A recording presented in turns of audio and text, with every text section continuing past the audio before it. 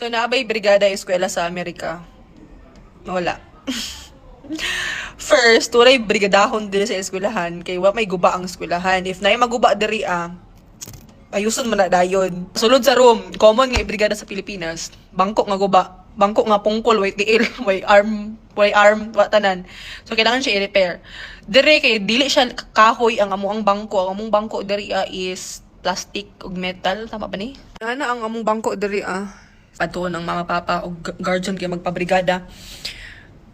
For sure gid wa jud wato diri ana unless og imo swelduhan ang parent nila. Oh, di ba mura siya kana ting ting ting mura sa Gmall ba. Yan na diri ang announcement. So anyway, yeah, dili pwede ang mama diri ang matugskulahan kay manghinlo ra. Di na dai. Aside sa di jud mahilo ang mama gyud nila for sure gyud ya anak kay di mo hilo ganino. Di jud na siya mo to anything diri sa US nga nag-require og labor. Swelduhan gyud na nimo. Walay thank you diri. So kung gikuha nimo ang time sa mama or sa bisan kinsa pa na siya, mo gyud ang bayaran kay di ba by hour man diri ang bayad. So mo na siya walay inana.